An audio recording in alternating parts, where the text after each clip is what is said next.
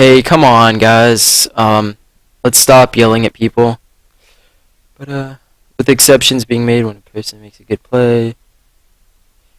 I hope my stream chat is just behind right now, because I'd be very upset if it wasn't. Oh, there we go. There we go. If you get 4 down at the start, where should you set up to spawn kill? I didn't really want to talk about this, kind of, but the best is to stay on top with the guy rushing. I don't really want to talk about that, because that's not really what what this is focusing on. But I'll just answer it very quickly. Is like standard, easy type of talk. 2 guys top gold, 1 top middle, 1 guy rushing. Just try and have that in your mind whenever you're playing. See where your teammates are, and then react accordingly. If you're going in alone, or if you're playing with teammates who aren't up to a pro level expectations yet. With reason, you're focusing on the first 2 minutes of the game. Is there any more strategy that's used to secure maps better? There is a lot of strategy that goes on in the rest of the 13 minutes of a game. But what I'm doing right now is I'm just focusing on the first 2 minutes, trying to get your team off to a lead and putting the other team down off the start of the game. God, that's the 3rd time I didn't have any saliva for my S. It was funny. Funny. Funny only blunts. Would you say evade is important to get off to the spawn? It was very back in sprint, but now that no sprint's on, I would suggest no one grab the evade in matchmaking. Please don't do it, because it's not going to be in the settings for next year. If we do have a season next year, I hope we do. Do you think pushing to gold right away is a good idea, or is it better to do what you guys did this game? From Infraction, great question. I support people that ask questions like this. One of the main things to do is do what you think is right. Test it over and over again. Get large quantities of games going, and then decide if it's a good thing or if it's a bad thing. Because whenever I used to rush gold off the start of the game, what I do is I literally oh my god, before I can't believe I've never thought of this before. Whenever I watch Day9 do his analyses, or whatever his dailies, I was always jealous because he could highlight a group with his mouse, but I can't do that. I'll be like, hey, he's right there. This is what I'm taking. This is the route I'm taking. I'm going straight, and you guys don't see what I'm doing. But bam, there's a mouse right here. All right, I'm gonna use this in a second. So what I used to do off the start of the game is I would go straight to gold, and I'd throw a grenade off this spot right here.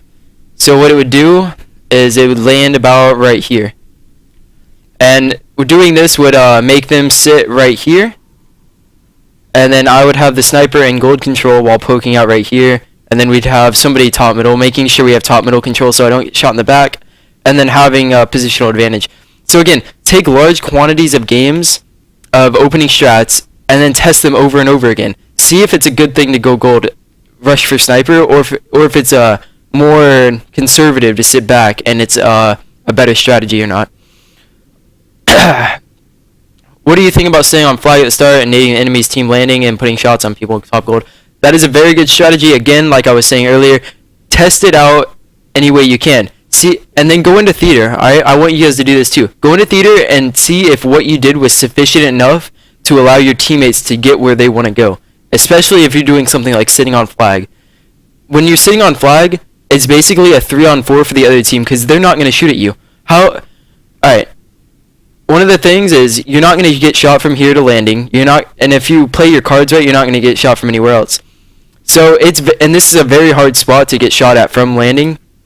So it's basically a 3-on-4 with shots coming in from you.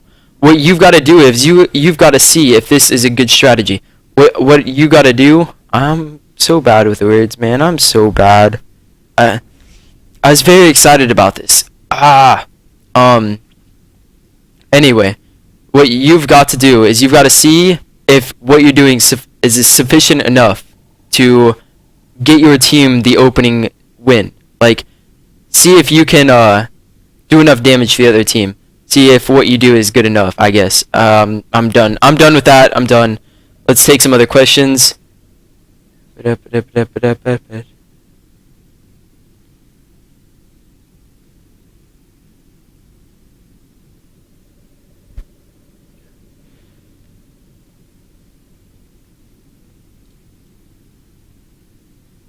If I'm the only one who dies at the start of a game, what do you recommend I do? Go the same way and push for the same way? Go the same way and push for the same way? Or help my team?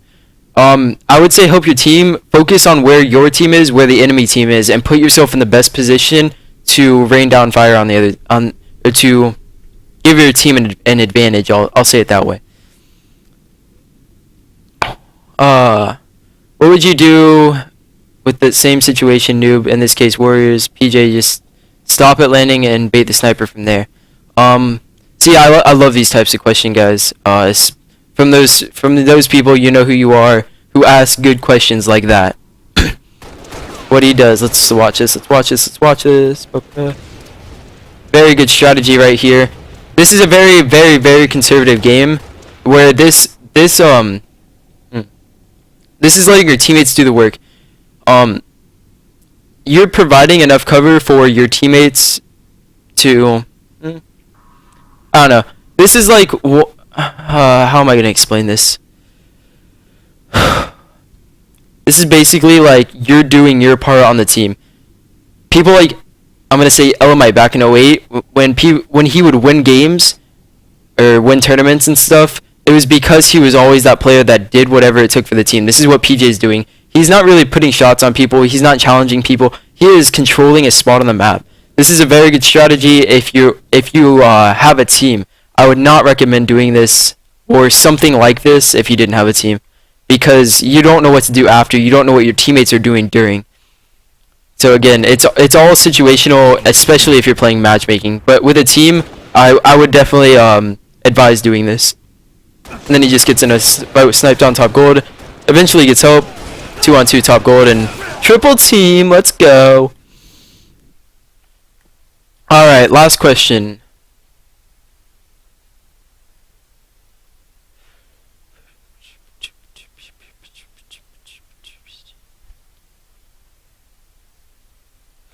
Why?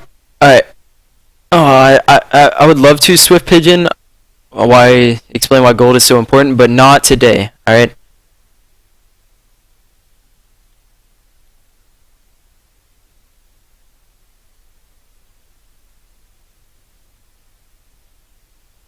Going ring 1 and flanking their landing without evade. I've tried it several times. This is gonna be my last question. Tiverus, he's the one that asked that question. I gotta answer this really quick. I will go back to that one though. The question was more about in response to you saying you push straight to gold and bounce the nade off the lift.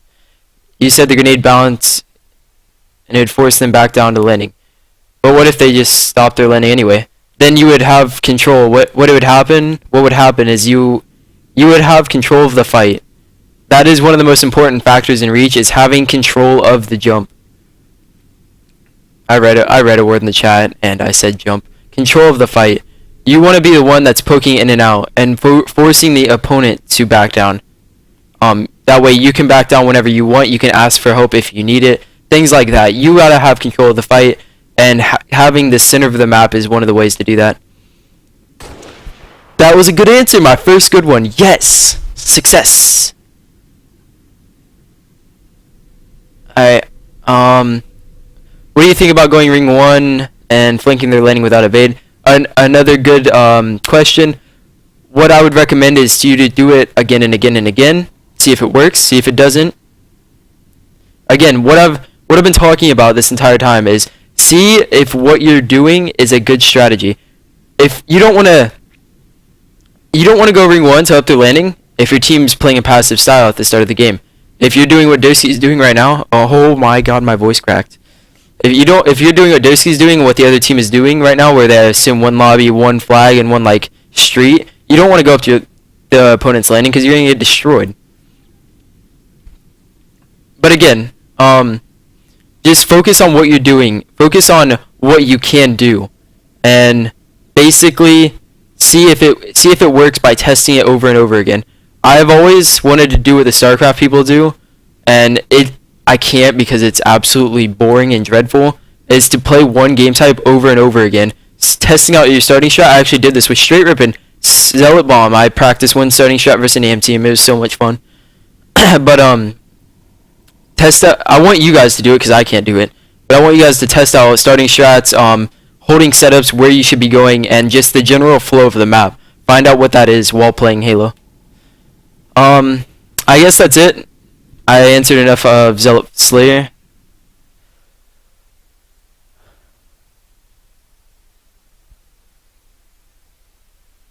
Set of 2. Again, I guess I'll answer that. How different is the start of the game than the middle of the game when weapons drop mid game in a close game? I don't know your name. I know your brother's name is Mike, and is it James? Is it James? I hope it's James. Anyway, set of 2. Yeah, I'll make sure to announce that infraction. Anyway, set of 2. Oh, I got it right. Let's go. But oh yeah, in the middle of a game, whenever the weapons drop, it's gonna be completely different from in the beginning of a game where you're all on equal sides of the map. In the middle of a game, when weapons drop, you'll probably have one guy on their side. That's gonna cause a completely different reaction from the other team. God, I'm getting good with my words now. I'm just warming up. Let's go.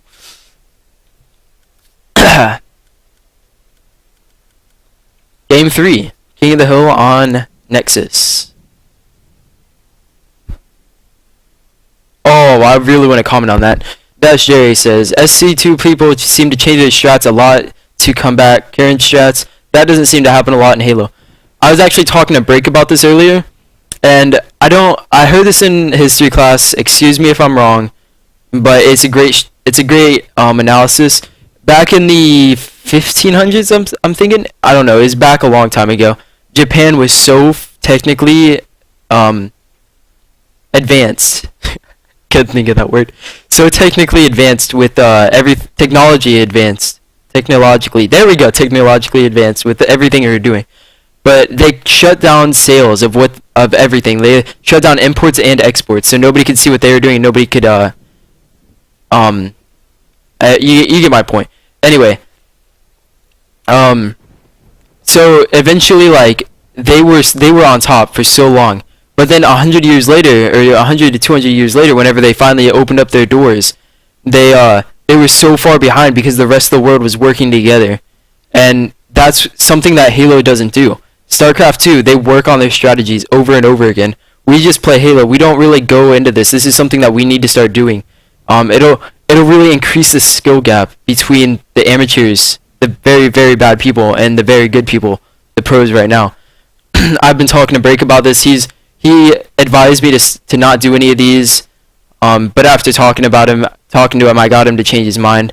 He advised me not to do any of these because we're thinking so much right now. We are actually like benefiting from this. Like I'm benefiting from watching my own games. But one of my problems was I couldn't watch these games alone. I'd have to like talk about them with other people. And so basically what I'm saying is we got to do more of this if we want to increase the skill gap, stuff like that. Again, to reread the question, because I was rambling a lot there. SC2 people seem to change their strats a lot. We don't change our strats because it works against some people, but not against others. So you've got to change your strats to how you're gonna play that game, which is most likely standard, and then I don't know the word for this. I should know this word, but it's like you want to change your strat after you go down your normal route, like 2 rockets, one or 2 for the main power weapon, 1 for the main power spot, and 1 for the secondary power weapon, and then you want to like change your strat from the normal one to what you do every game to the one that you should do that game. Alright, yeah, versatile, there you go. Modify, there you go. You guys got the word. You guys got it. You guys understand what I'm doing. Adapt. Good words, good words, good words. Alright. Transition. You guys are so helpful. I love you guys. Alright.